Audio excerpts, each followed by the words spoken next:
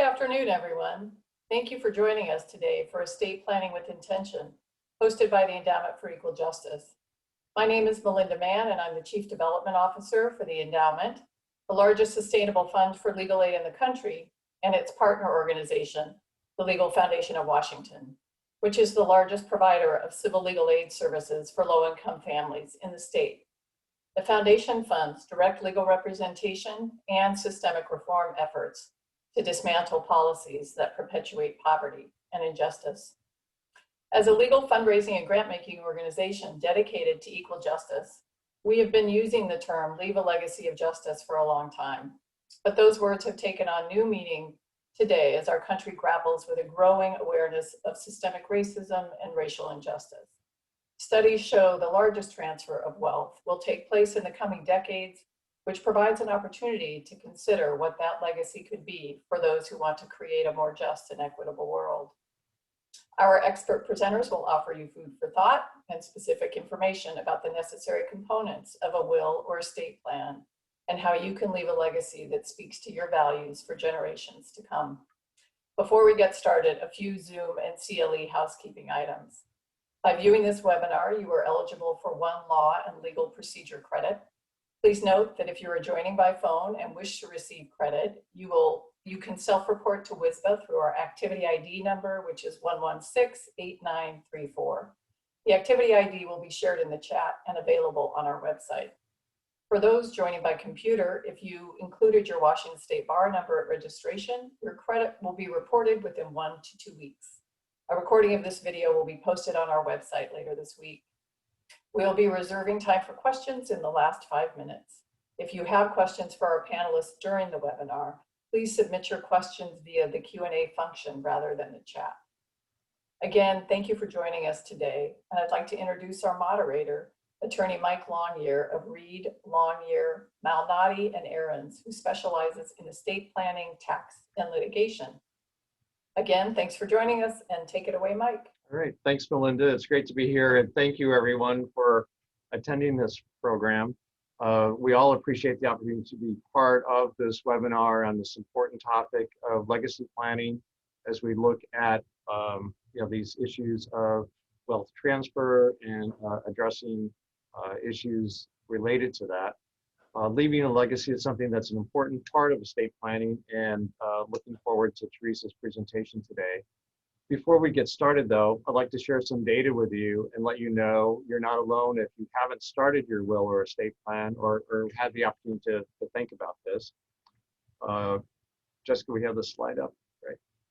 So estate planning has traditionally been seen as a tool that serves the white and the wealthy. For example, only 28% of non-white adults are likely to have wills, while 51% of white adults have one. Additionally, 55% of Americans whose annual household income is $75,000 or greater have a will, but only 31% of Americans with household incomes of less than $30,000 have a will. Estate planning is a powerful tool for everyone, though, not just for the wealthy and the privileged. Wills can be seen as a way to transfer wealth to your family and to charitable organizations that you care about, and those working to break cycles of poverty and change systems that perpetuate the racial wealth gap.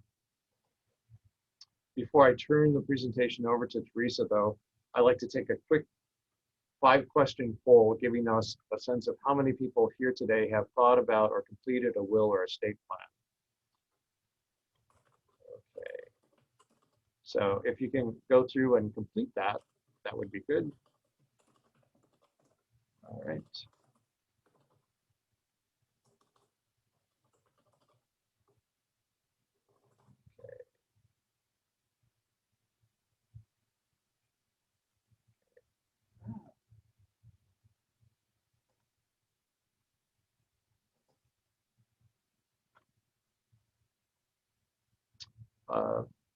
While you're filling out the poll, I'd like to introduce our main presenter and my colleague, Teresa Byers from Ogden Murphy Wallace. Teresa engages in proactive estate planning and helps her clients create estate plans that manifest their intentions and values, including caring for family members, creating and funding trusts, advising on gifts, and avoiding unnecessary taxes, Teresa also works with tax-exempt and nonprofit organizations. So now I'll turn it over to Teresa to get us started. Thank you all for being here. Good afternoon, everyone. Thank you so much for taking the time to engage with us for a bit this afternoon. Oh, perfect. Thank you, Jessica. My next question was going to be, do we have our poll results in? So congratulations to this relatively august group of people who have a greater percentage of wills than apparently the general population. What's fascinating to me about these polls is the difference always between the first question and the second question. So do you have strong feelings about what happens to your assets after your death? 79% of you do. That's good. That's great, in fact. And hopefully some of them involve charitable giving or thinking about how you can help others in that process. 57% have a will, and again, that's actually a relatively high number. And then when we get to, is it updated? And we'll talk a little bit about some reasons you might want to think about updating or making sure you have an updated will. And that's down to 27%. And, well, all right, in the last 5 years. So if you have a will, is it updated? Most of you in the last 5 years. That's pretty good. And then 29% of folks have charitable giving as part of their estate plan. So my goal today is to walk you through a little bit about understanding what an estate plan is, why it's important, and the different pieces of it. I'm hopeful that as part of that process, you'll think about these questions that we asked at the beginning and why they might matter to you in the context of actually creating that estate plan. Let's see if I can advance. Nope.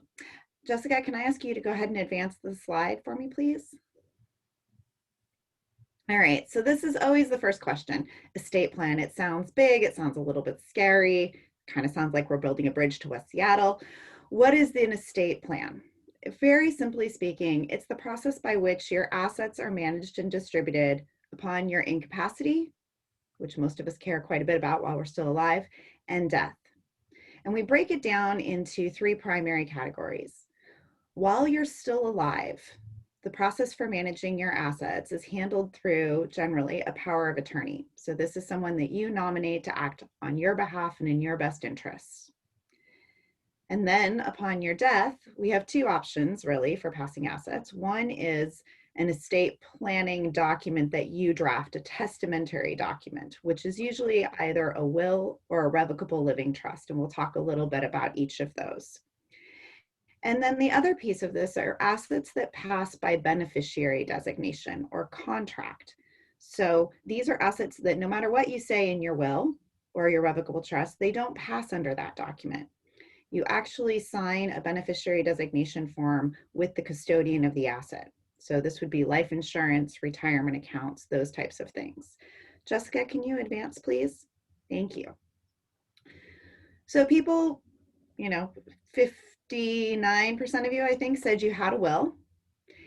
For the remainder of you, you have one too. You just didn't know it. You also have a power of attorney. You just didn't know it, and you didn't nominate the person who's going to act for you. So what happens if you don't have a plan? Well, the state of Washington very nicely gives you a fallback. If you don't do a power of attorney during your lifetime, if you don't nominate someone to step up and act on your behalf if you're incapacitated, then someone will bring a petition in Superior Court and ask the court to appoint a guardian to act for you. And that guardian could be a lay person or it could be a professional guardian. There's a 60-day investigation period where an officer of the court, referred to as a guardian ad litem, goes out and speaks with your family, your friends, your medical providers, and decides what their recommendation to the court will be. If a guardian is appointed for you, that guardian does annual reports to the court every year. And so that's something to think about, as opposed to a power of attorney, which is someone that you nominate to act on your behalf without court oversight and without court reporting. If you don't have a will and or irrevocable living trust, the state gives you one. It's called the intestacy statute. And this is essentially the default provisions by which your assets pass. Under the intestacy statute, you can imagine that priority is given to spouses, children, and then parents, and then siblings. If you're really interested in looking it up, it's at RCW 1104. And those provisions have not changed much in a very long time. One other thing to keep in mind is that Washington is a community property state, which means each spouse owns an undivided 1/2 interest in all community property. So unlike separate property states, both halves of the community property have to be processed when one spouse dies, which also means that you have a little bit of an oddity in that you can have assets belonging to someone who's still alive that are actually going through the probate process. And that happens whether you have a will or whether it passes under intestacy. The other thing to think about is that federal law sometimes comes into play. So each state has their own probate laws, but there are some areas in which federal law and those contractual defaults under federal law come into play. The big one here is retirement accounts. When we talk about 401k accounts, 403b accounts, those types of things, federal law actually has provisions that require your spouse to be the beneficiary of those assets unless the spouse consents to someone else. So you may not entirely realize what all of the default provisions are when you're thinking about creating a simple will. And part of what I'm hoping to do today is to just make you a little bit more aware of what a will can do for you and where you may need to get some additional help or put some additional thought into it. Jessica, can you advance, please? Thank you. Okay, so what can a will do? Well, the first thing a will can do is it can nominate your executor, or otherwise known as a personal representative. What does an executor do? The executor essentially steps into the shoes of the decedent. So they're able to go and find your assets, talk to the bank, get information about your historic bank statements, file your final income tax return, file your estate tax return, send out a notice to creditors, pay a notice to creditors, and then ultimately distribute your remaining assets. Merely creating a will, in that document, you nominate your executor. You don't actually appoint an executor. Only the court can do that. So one of the really important things to remember is that creating your will gives us something to take to the court with a petition to open probate. And then the court is actually the person who looks at the will, decides if the executor meets the criteria to be allowed to act in the state of Washington, which means they need to be over the age of 18. They need to have capacity, and they need to not be a felon or have committed a crime of moral turpitude. So something to think about if you have anyone in your life with a more colorful history. And then the court actually approves or disapproves that nomination and issues what are called letters of testamentary to the executor. And those letters, created and signed off by the court, are what allows the executor to act. What else can you do in a will? Well, if you have minor children, you can nominate a guardian or conservator for those minor children. And just like an executor, it's a nomination. It is not an appointment, which means the court again has to go through and confirm that process through a guardianship proceeding.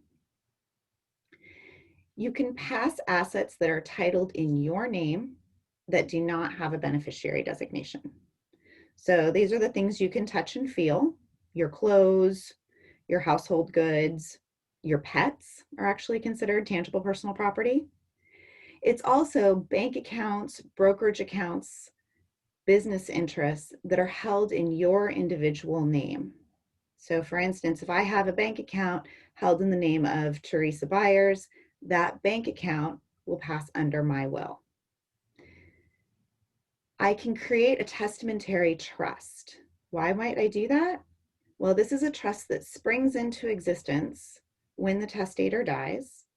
Often we think of them as being used for minor children because minors can't inherit outright.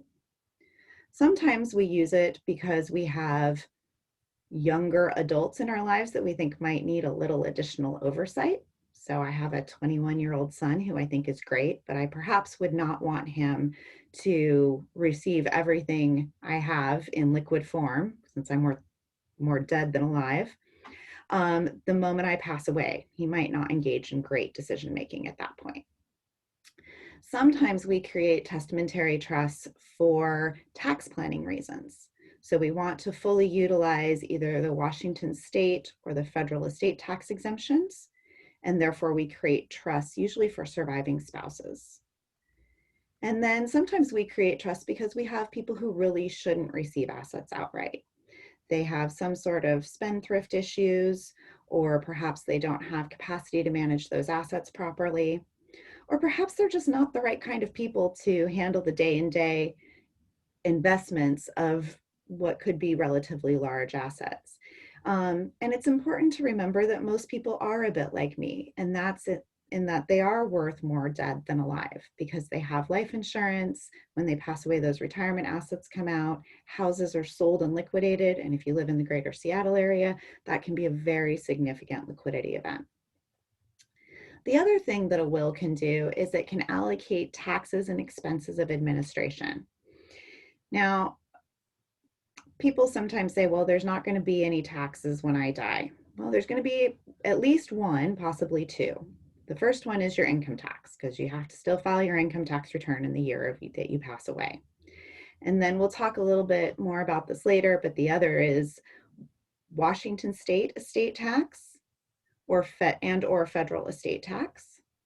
And then expenses of administration. So these are things like paying your executor or paying for an accountant to file those returns, paying for an appraisal to be done of your assets. All of those things fall under expenses of administration, and you might want them paid from one asset versus another. Jessica, can you go ahead and advance, please? All right. So do I need a revocable trust or a living trust? I can't count the number of times I've had clients come into my office and tell me that they've been advised by someone in their family that they absolutely have to have a revocable trust. And I hear lots of reasons for it. Sometimes I hear that they have to have it because they need to avoid probate, because probate is terrible. That might be true in some states.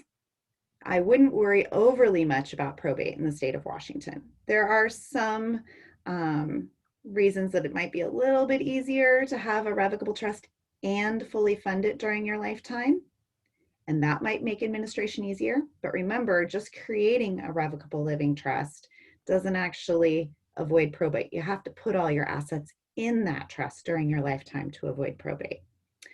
The other thing to keep in mind is that Washington has what's called non-intervention probate, which is a simplified probate process. So after that initial petition, where the will is admitted into probate by the court and letters of testamentary are issued, a non-intervention executor or personal representative goes forward and administers the estate without a whole lot of additional court oversight. If you had what's called a full intervention probate, that would be an estate in which the executor needed to ask the court's permission to take care of virtually every activity.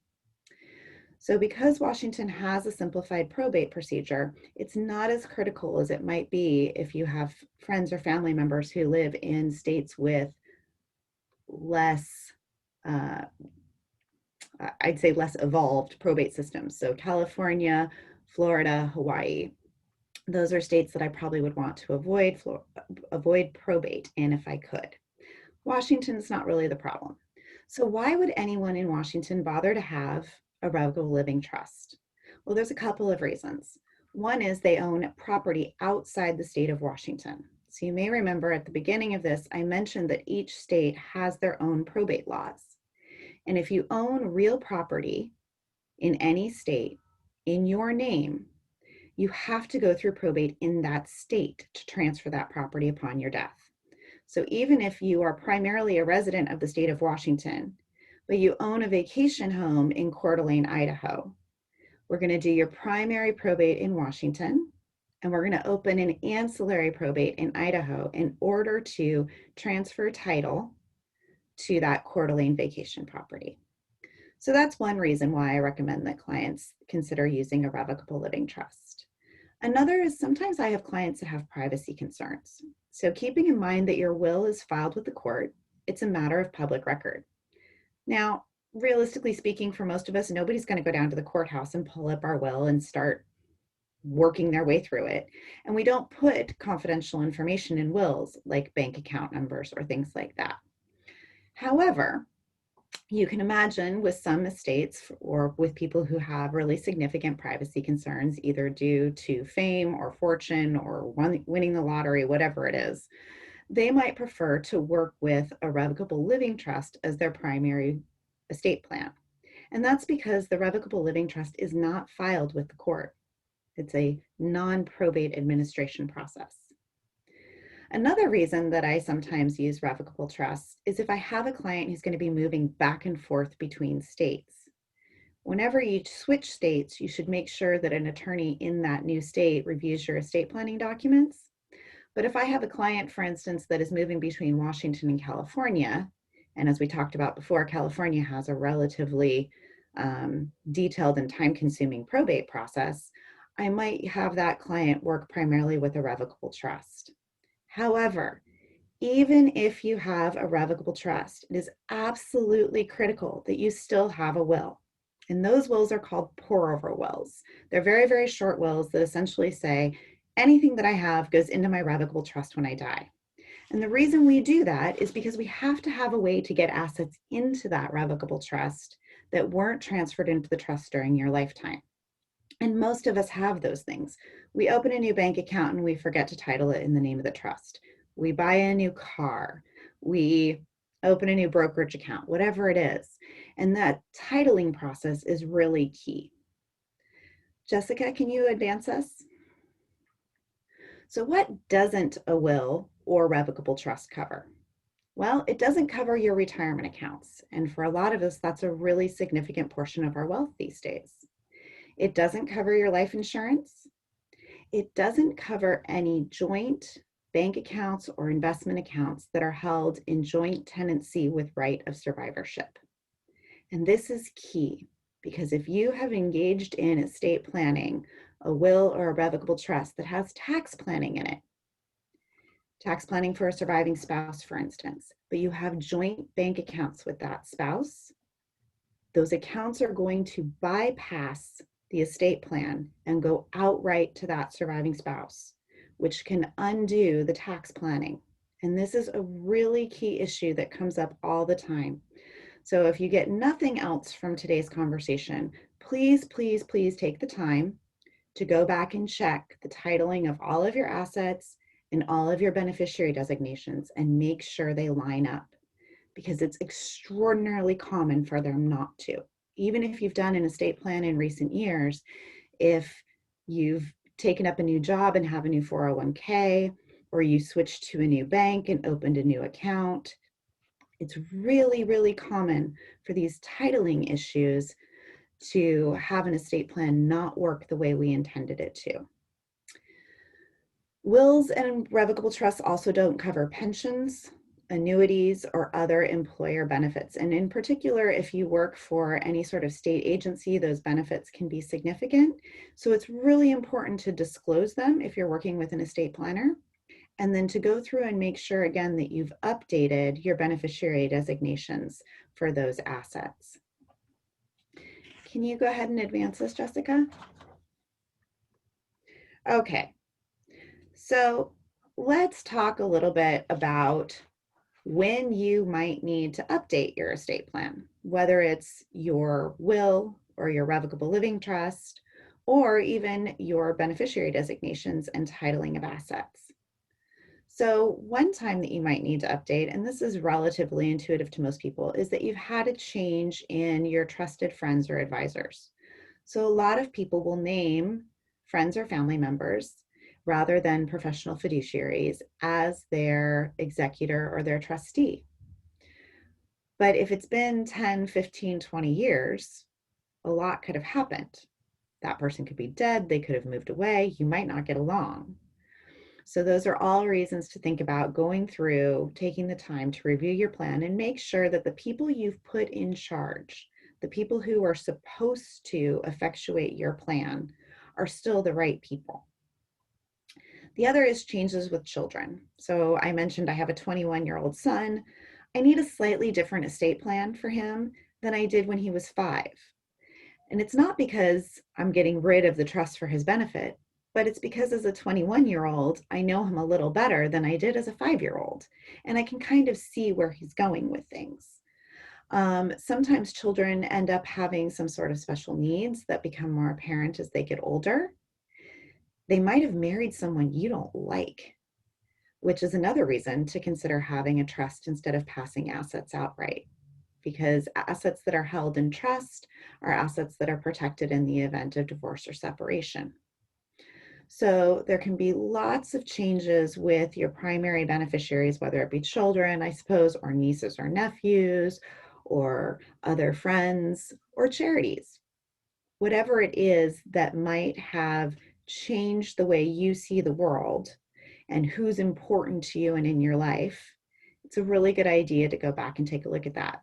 And it's true not just of your primary beneficiary, but keep in mind that most of us in our estate plans have a backup, right? So if I pass away, all to my spouse. If my spouse isn't surviving, all to my children.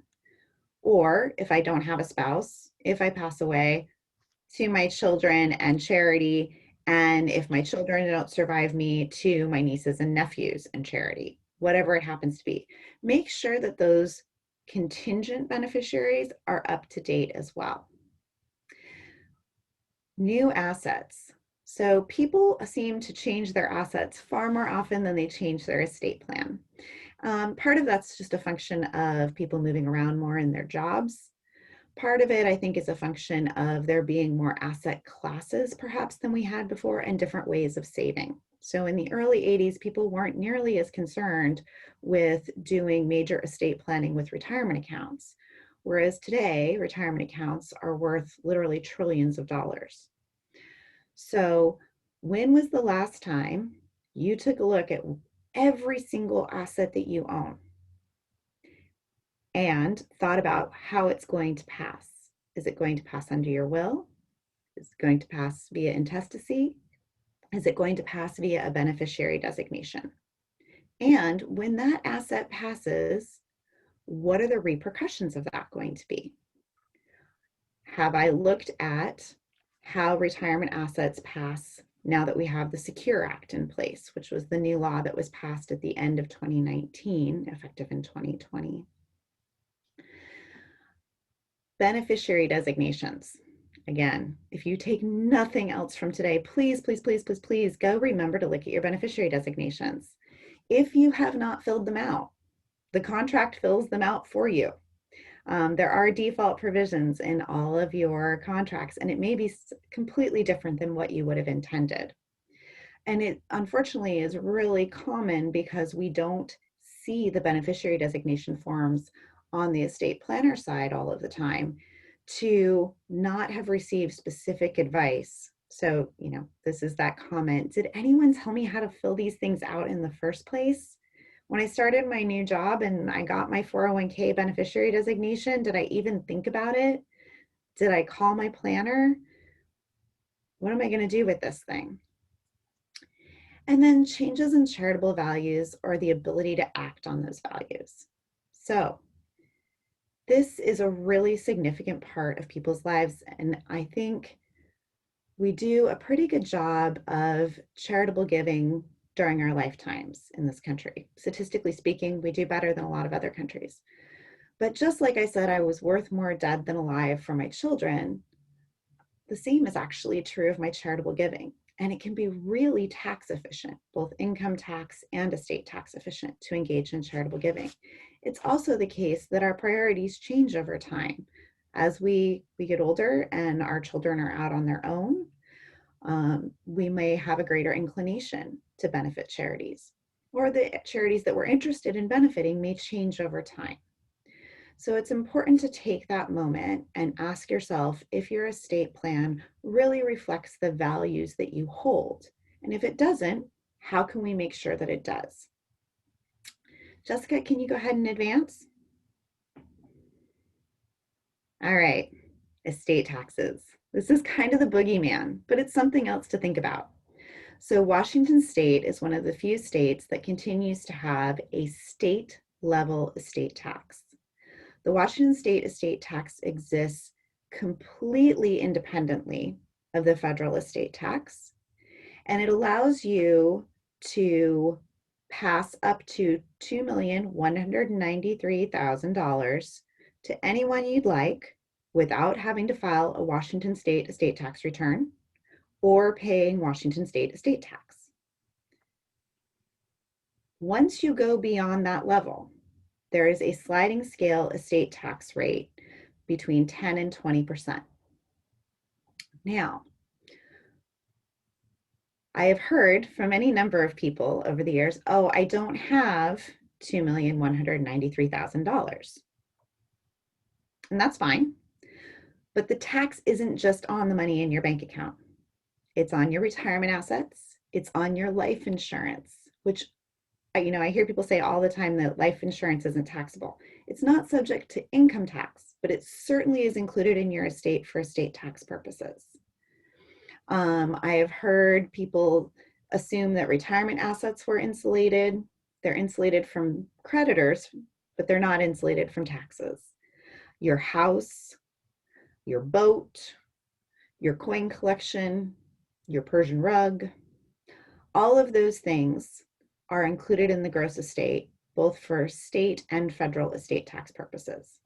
So if you sit down and you look at these numbers and you're starting to get close to that exemption amount, it's a really good idea to stop and think about whether you need to engage in some Washington State estate tax planning. And it is different than federal estate tax planning. The Washington State estate tax has been around since 2005 as a standalone tax. I don't imagine it's going to change a whole lot in the next few years. And part of the reason for that is because we use the Washington State estate tax proceeds to fund education. And as everyone knows in Washington, funding education has been a huge issue. And it's not something we're going to be able to back away from anytime soon. So, separate and apart from the Washington State estate tax, we also have the federal estate tax and the federal gift tax. The state of Washington doesn't care who you gift to or how much you gift. The federal government cares a great deal. So you have a lifetime exemption under the current law that is indexed for inflation. And this year, in 2021, that amount is $11.7 million. So that's how much you can give away at death or during your lifetime without triggering the federal estate tax or the federal gift tax. Once you go beyond that amount, there is a state tax and gift tax rate of 40%, 40.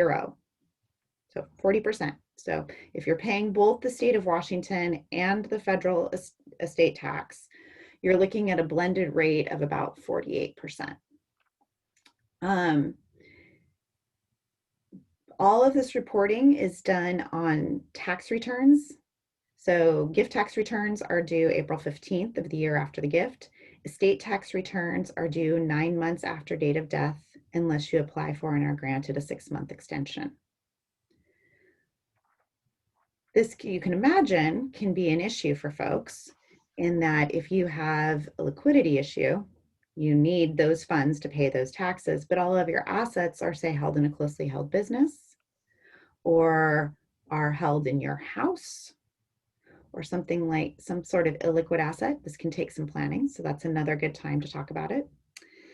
The other thing to know is that the federal estate tax and gift tax, the current law is scheduled to sunset in 2025. When that happens, or if that happens, then the federal exemption amount goes down to $5 million indexed for inflation. It's also possible, based upon what the current administration's goals are, that that tax could be changed prior to the 2025 sunsetting. So this is just something to have in the back of your mind if your wealth is up at that level. Okay. Jessica, can you move forward another slide?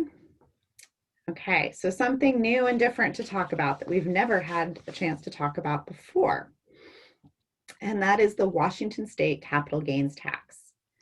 So this is a brand new tax that was just passed. It will become effective on January 1st, 2022. It applies to Washington domiciled individuals. This is a excise tax, or described as an excise tax, because Washington does not allow for income taxes. It's a 7% flat rate on long-term capital gains. It allows a standard deduction of $250,000 per filer, which means either individual or a couple. So unlike a lot of deductions that are standardized to the individual, this one is standardized to the return.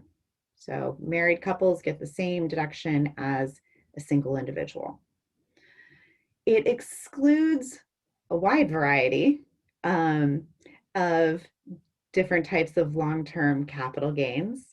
The big one that catches people's attention is real estate. So long-term capital gains from the sale of real estate or the sale of a business invested solely in real estate, retirement assets, assets that are subject to condemnation proceedings, certain livestock, timber and commercial fishing, and then small family-owned businesses. And when we say small family-owned businesses, we truly mean small in this context. So we're talking about gross revenue annually of less than 10 million. This new tax is already the subject of several legal challenges. I don't know what's going to happen with them. My crystal ball is not that good. But I think it's fair to say this is going to be a difficult issue to resolve by January 1st of 2022 when the tax comes into effect. So if you are someone who is thinking about the sale of a business or thinking about the sale of some other sort of long-term asset, this is a tax for you to be aware of, in addition to the Washington State estate tax and the federal estate tax and capital gains tax. Is the definition of a small family-owned business in the RCW? Yes, it's in the bill, which is being codified in the RCW. So yes, it is in there. So if you go to the state of Washington's bill tracking process, you can actually pull up the final version of any bill that is passed and then scroll down through that. And there is a definition of small family-owned business in that. And then someone was asking about out-of-country property. And I'm not sure if that question was asked in the context of the Washington State capital gains tax or if it was asked in the context of general estate taxes. The federal estate tax applies to any U.S. green card holder or any U.S. citizen, and it's a tax on the worldwide assets. The state of Washington taxes your gross estate. So just like the feds, they look at everything. But if you own real property outside of the state of Washington or another asset that can be sitused outside of the state of Washington, there are some exemptions for those. There's also some additional deductions and exemptions for qualified family-owned business. So specifically, I'm looking at a comment here. Specifically, how is the planning different for Washington than it is for the federal level? So that's actually a huge question, and probably a bit beyond the scope of today. In addition to the differences in the exemption, because the federal system and the state system are no longer linked, while the state of Washington incorporates some of the same terminology and definitions as the federal tax, it does not incorporate others. So the state of Washington, for instance, does not allow one spouse to do what's called porting of the other spouse's exemption. Instead, if you want to preserve the exemption of both spouses, you have to use testamentary trusts, spousal trusts that pop into existence on one spouse's death. We do have some of the same deductions at both the state and federal levels. So both the state and the federal level allow estate tax deductions for charitable giving. They both allow deductions for what's called the marital deduction. So assets that you leave either outright to your spouse or in a qualifying trust to your spouse, those assets will be taxed upon the surviving spouse's death as opposed to upon the death of the first spouse to pass. So sometimes people use that for tax planning purposes. Because the state does not allow, Washington state does not allow for portability of an exemption. So I can't claim, for instance, if my husband were to pass away, I can't claim the remainder of his state exemption, his remaining $2 million, $2.193 million exemption. You'll see a lot more tax planning in the form of trusts in the state of Washington than you will in a state that doesn't have estate tax or has an estate tax with a higher estate tax exemption, of which I'm not aware of any. For instance, Oregon has an estate tax and its exemption is only $1 million. So I don't know if that helps, but the long and short is if you are concerned about state versus federal estate tax planning, you should take the time to work closely with an advisor and think about where it makes sense to have a spousal trust, where it makes sense to take assets outright. And those trusts, if you're going to use spousal trusts, do need to be qualifying trusts, what are called Q-tip trusts, not what you clean your ear with, qualified terminal interest property trusts. And it's really critical that you make sure that those trusts are in accordance with both the state and federal law for the purposes of qualification. So something to think about there as well.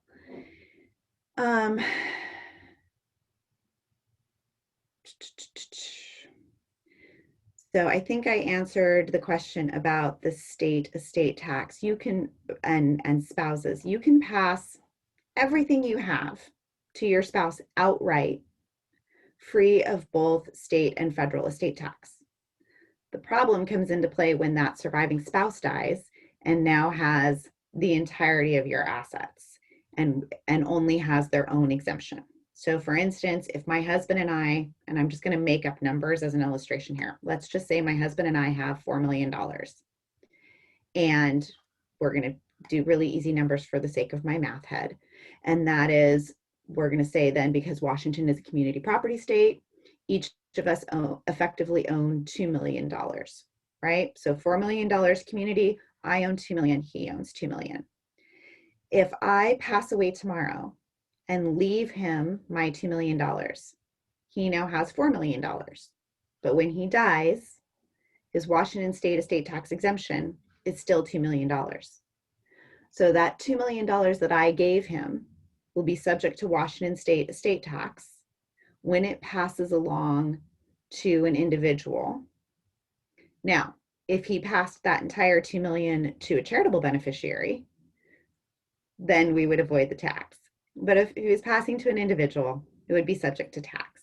So the tax planning workaround for that is to take my $2 million, put it in a qualifying spousal trust for him, and then he is able to use that trust for his benefit.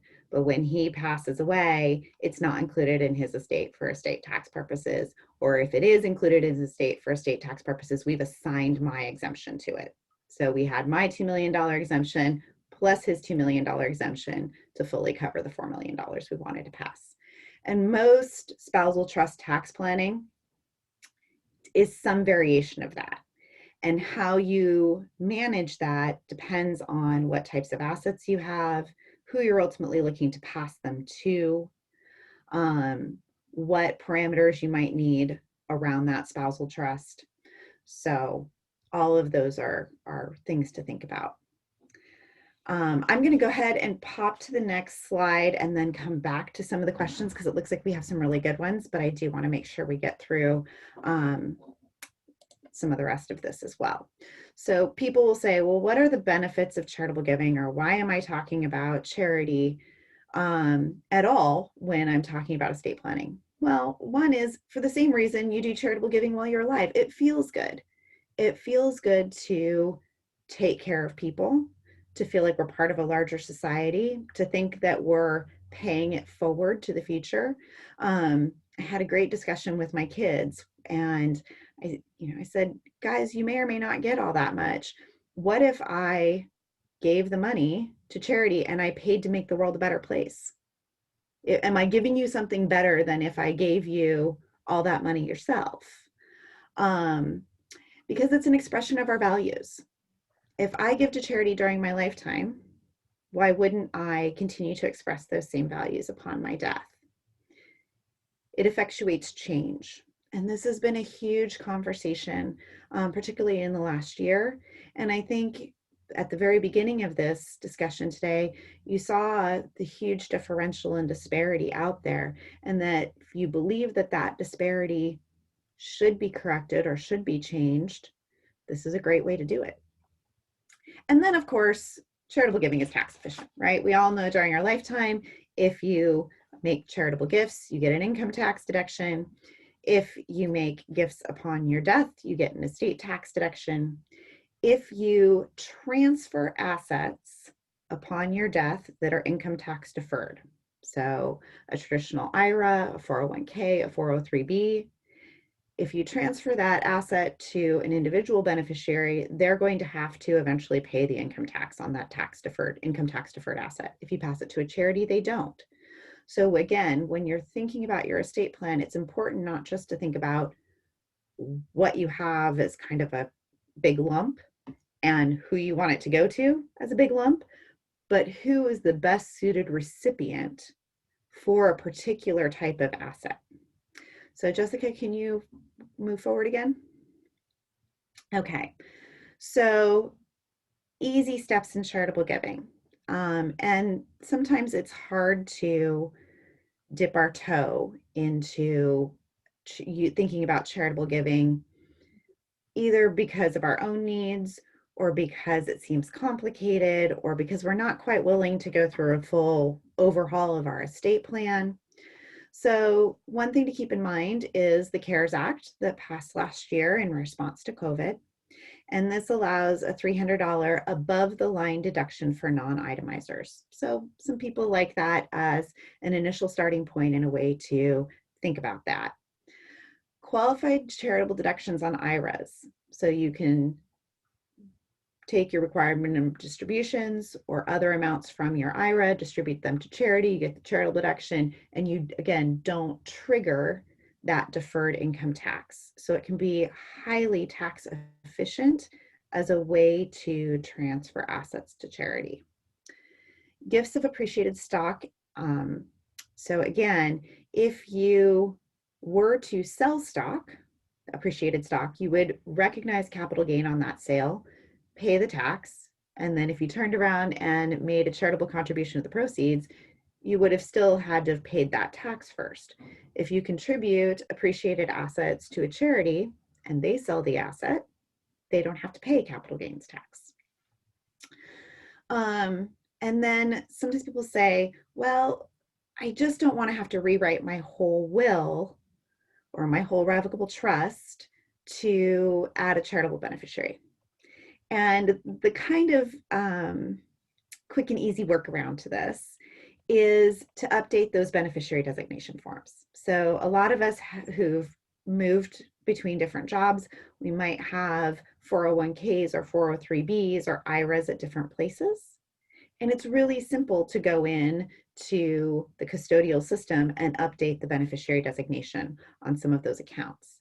And you can do that slowly over time. So maybe at one point in your life, you're talking about a relatively modest sum, and how do you feel about that? Try it on for size. And then maybe later you decide to do it with some of those larger accounts. And again, they don't pass until you pass away. but it's a highly income tax and highly estate tax efficient way to transfer assets. And I'm seeing Mike there, which might mean that I'm coming up on my out of time. That correct, Mike? Yeah. All right. But there's so much to cover, and you're doing such a great job. I hate to interrupt, but we do, the show must go on. So Teresa, thank you so much for really explaining some very complicated and important issues to consider, particularly with the charitable benefits that come from planning. And here to talk to us a little bit more about that is Gail Mountainer from Blaine Powell. Gail? Thank you. There we go. So you've heard the phrase, the Endowment for Equal Justice, and you heard from Melinda in introducing us. I was honored to be invited to join the Endowment for Equal Justice Board and was thrilled to be able to do it because I do believe that access to justice is a particularly American value, and not just for those who can personally afford to pay for an attorney. Excuse me. Right.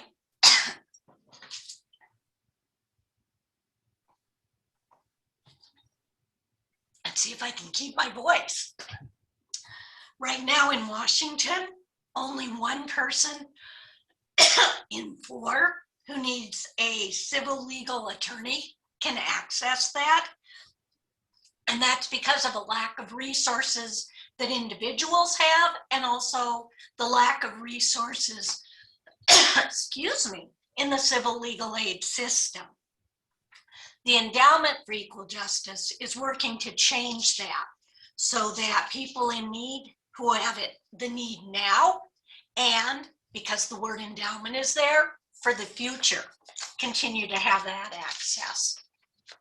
And as you heard from Mike's statistics about the disparity between white adults who have a will and non-white adults who don't have a will, that disparity plays out as well in the racial wealth gap.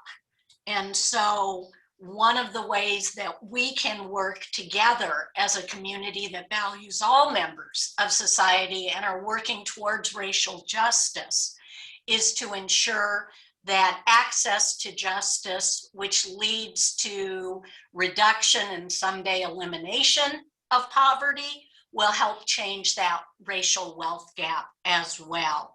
And the Endowment for Equal Justice works by investing in organizations that work to break the cycle of poverty. So can you advance the slide, please?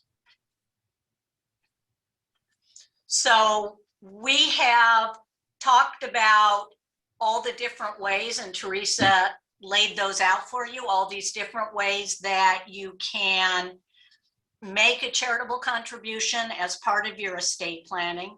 We like to think that leaving a bequest to the endowment is like planting a seed of justice. Just like a sunflower can bloom with attention and care, creating your estate plan and carving out a piece in your estate plan for working towards access to justice and narrowing the gaps in this country are something that you can do.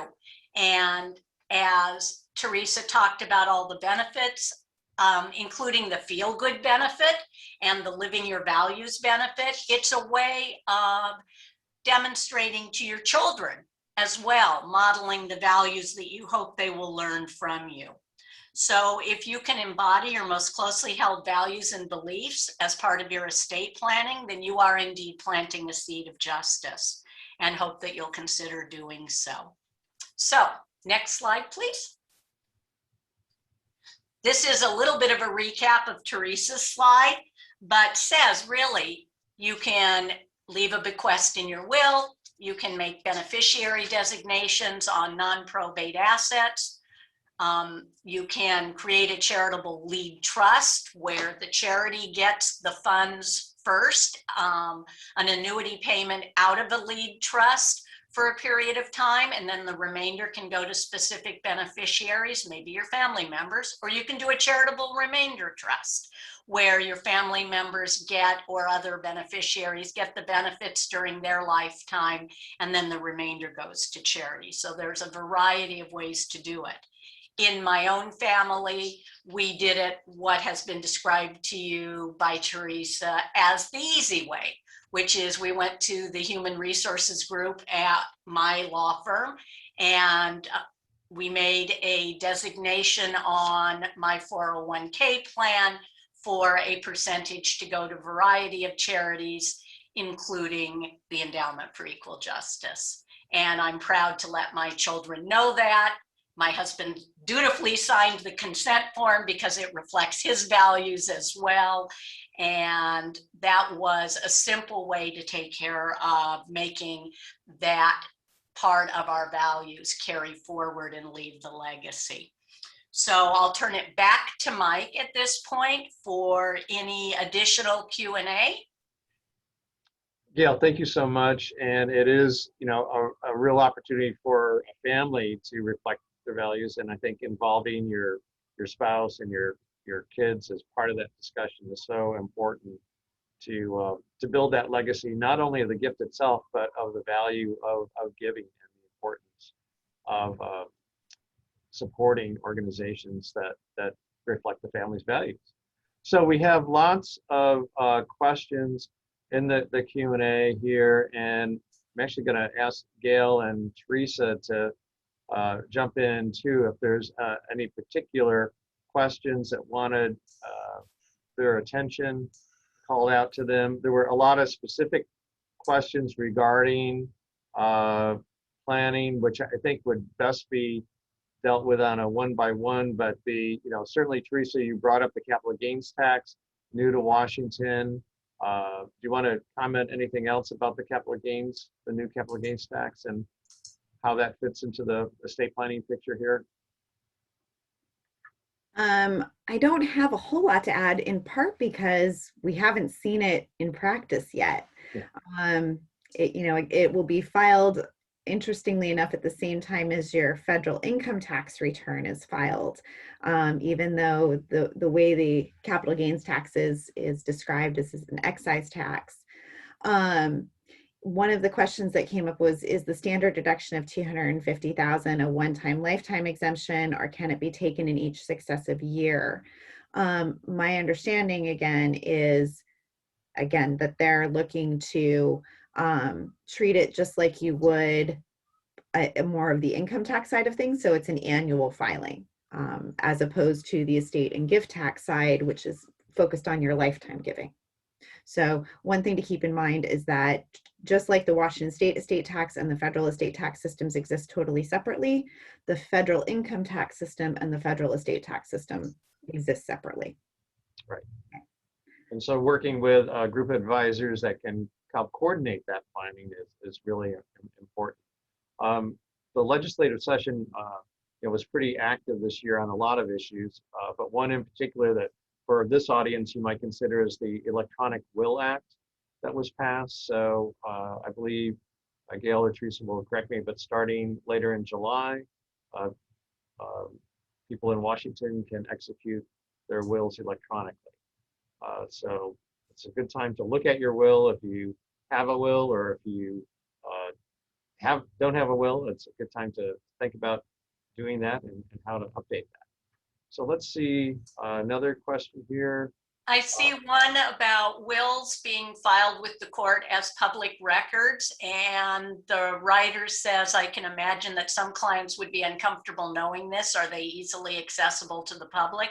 And the answer to that is yes, they are. And it's one of the reasons that many people choose to do revocable trusts as their probate plan rather than a will, because if the will in the court record says I leave everything to the trustee of my revocable trust, then the more private document is the revocable trust itself, which is not filed in the court file, and which can then be more specific about what you own, who you want it to go to, if there are people that the world might think you were leaving money to or ought to be leaving money to, and you have personal reasons for not, or vice versa.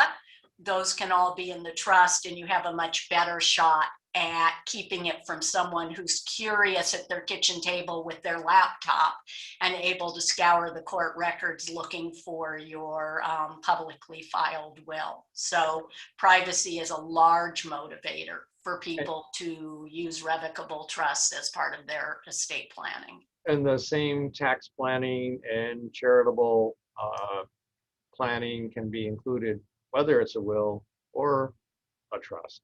So there's, you know, a benefit on the privacy issue for sure for everyone to consider. Teresa, do you want to talk about IRAs and maybe the, I think Gail touched on that with her sharing her charitable gift, but do you want to talk about charitable giving and retirement accounts? Sure, we can talk about that a little more.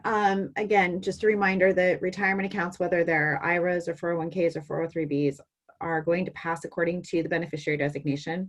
They're also subject to federal law as opposed to state law. So, and they are controlled by the contract that you sign with the custodian. So if you hold your 401k or your IRA with Vanguard, it's controlled by the Vanguard contract. If you hold it with Charles Schwab, it's controlled by the Charles Schwab contract. So it's important to take the time, if you haven't designated a beneficiary, to go through and look at that contract and see what the defaults are.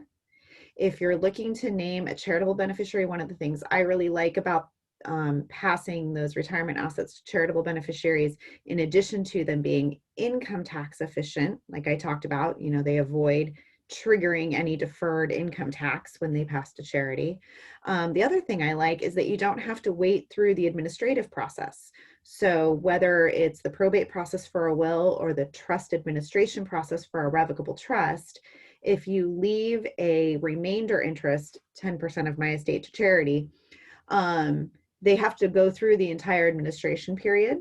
And if you have to file estate tax returns, that's going to be a multi-year process. So the shortest probate known to man, 6 months. And part of the reason for that is because there's a 4-month waiting period for will contests and creditor claims. So rule of thumb, shortest probate ever known to man, 6 months.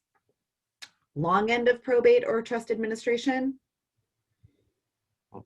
many, many, many, many years. The feds have 3 years from when you submit your estate tax return.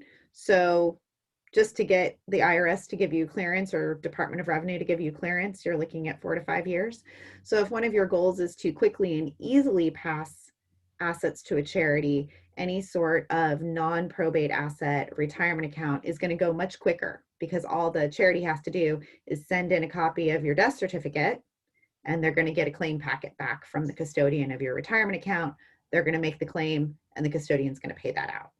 So if you're looking for a way to make assets easily accessible, those non-probate assets can be the way to go. It also means that you don't have your family interest and your charitable interests overlapping. So if you've got some sort of family dispute going on over here, the charity can stay out of that. There was a question that says, if you have a will and have not designated a beneficiary for your 401k, does it pass according to the will? No. In simplest terms, it does not. It passes according to whatever that contract with the custodian says. So you go and look at your contract with the custodian. If you have a spouse, the answer is it's probably going to pass to your spouse. And then it probably has a provision after that to pass to your children. But you need to take the time to read through that contract. And I've seen them all over the map post-death where people need to find out because of a question about a beneficiary designation.